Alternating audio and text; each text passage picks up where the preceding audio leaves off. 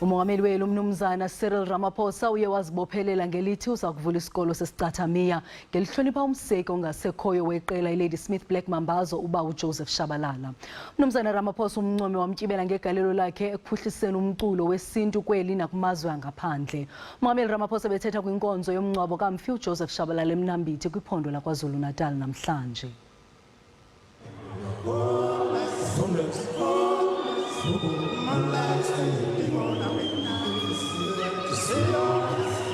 Umongameli Cyril Ramaphosa umncomile ubawo uShabalala ngegalelo lakhe ekuqaqambiseni umculo wesiCathamiya kweli nakwihlabathi ngokubanzi.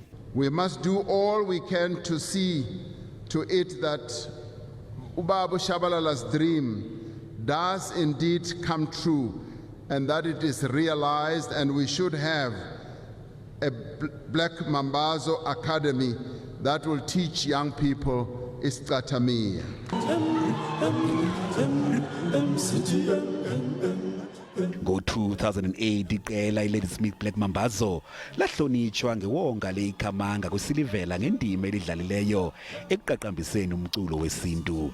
Ngoku umongameli Ramaphosa uthi naxa elandulele eli uza kumtyumba uba uShabalala ukuba ahlonitshwe kwangeliwonga leikhamanga wenqanaba legolide. I'm going to be nominating Ubaba uShabalala himself to be awarded the National Order of Inkamanga in gold posthumously. If there is anyone who deserves it richly, it is Ubaba uJoseph Shabalala. Umongameli Ramaphosa uthi umculo kaShabalala ubukhuthaza uxolo nemvisiswano. Makalale ngoxolo.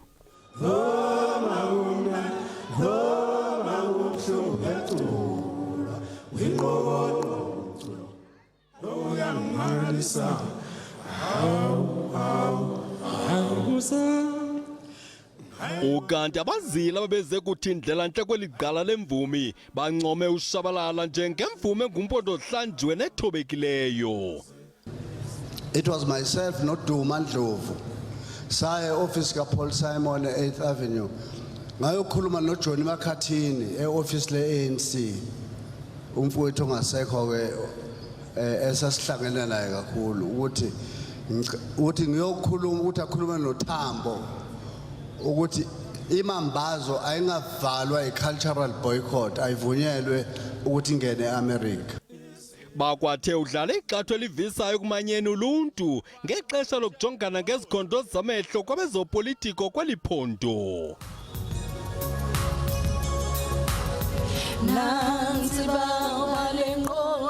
uDebra Fraser, uAbigail Kubheka noDolly Parton bamtyibele ngokuvula amathuba emvumi zasekhaya zamkeleke phesheya kwelwandle.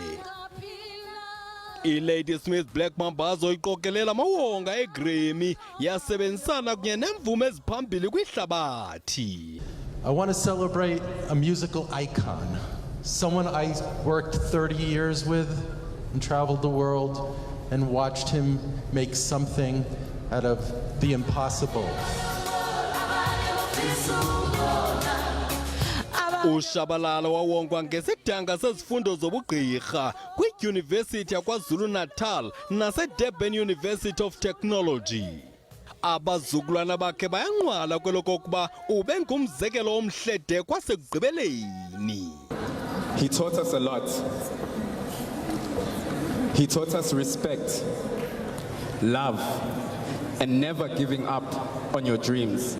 Ongasekhoyo ubhekizizwe Joseph siphathimandla Mxoveni Mshengu Big Boy Shabalala ubekwe kwikhaya lakhe lokugqibela kumangcwaba aseStadville eMnambithi kwiphondo laKwaZulu Natal. Usenokuba uhambile yena kodwa uncuthumazangwa lomculo wakhe luyakuhlala lunkenteza ezindlebeni zabathandi besiCathamiya. See you in heaven. Sobonana ezulwini.